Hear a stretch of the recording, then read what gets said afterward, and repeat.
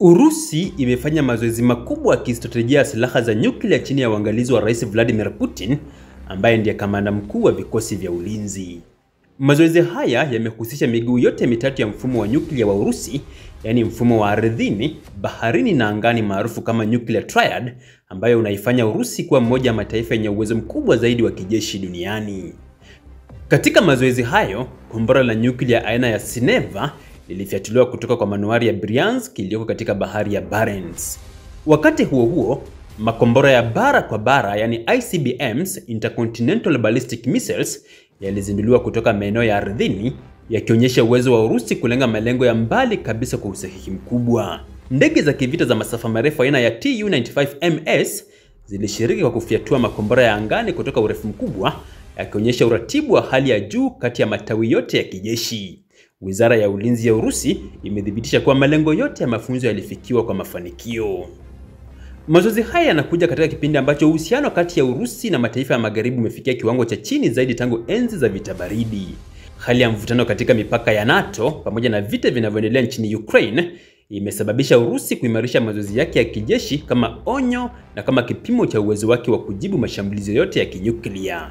Kremlin inataka dunia kutambua kuwa mfumo wake wa ulinzi uko tayari kwa hali yoyote na kwamba Urusi haitokubali kudhoofishwa kisiasa wala kijeshi. Mazoezi haya pia yanabeba ujumbe wa kisiasa. Urusi inataka kuonyesha kuwa haina nia ya kuingia katika mbio za silaha kama zile za karne iliyopita, lakini inataka kudumisha usawa wa nguvu duniani. Wakati Marekani imekuwa ikiongeza uwepo wake wa kijeshi katika Ulaya Mashariki, Urusi inajibu kwa vitendo vinavyoonyesha uwezo wa kujilinda na kuzuia adui yeyote kufikia mashambulizi dhidi yake. Kwa Putin, huu ni udhibitisho wa kwamba Urusi bado ni taifa lenye uwezo mkubwa wa kulinda maslahi yake kwa njia yoyote ile.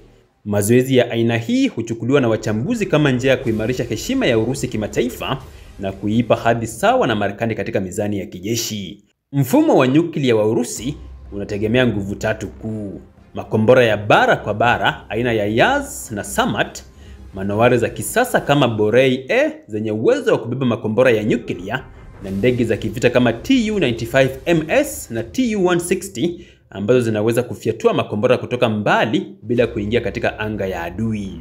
Uchanganyiko huu wa nguvu unamaanisha kuwa Urusi inaweza kujibu mashambulizi katika mazingira yoyote, iwe ardhini, baharini au angani. Hata hivyo, mazoezi haya yamezua hofu kubwa katika nchi wanachama wa NATO na Umoja wa Ulaya, ambazo zinaona hatua hii kama kuongeza joto la tishio la nyuklia duniani. Wengine wanayaona kama jaribio la Kremlin kuonyesha ubabe wake wa kijeshi na kuimarisha msimamo wake katika mazungumzo yote ya kimataifa kuhusu usalama na udhibiti wa silaha. Urusi kwa upande wake inasema inachukua tahadhari muhimu kutokana na mazingira ya kisiasa yasiyo na utulivu na ina jukumu kubwa la kulinda watu wake dhidi ya hatari yoyote kutoka nje. Kwa ulimwengu mzima, mazoezi haya ni ukumbusho wa hatari kubwa inayoweza kutokea ikiwa vita vya nyuklia vitarudi kwa uhalisia. Dunia iko katika kipindi cha mabadiliko makubwa ya kijiografia ambapo nguvu za kijeshi zinatumiwa kama zana za kidiplomasia. Urusi kwa kufanya mazoezi haya imeonyesha kuwa haitayumbishwa na shinikizo lolote na kwamba nguvu zake za nyuklia bado ni nguzo kuu ya usalama wake wa kitaifa. Mazoezi haya yanaonyesha uwiano kati ya ujasiri na tahadhari, nguvu na heshima.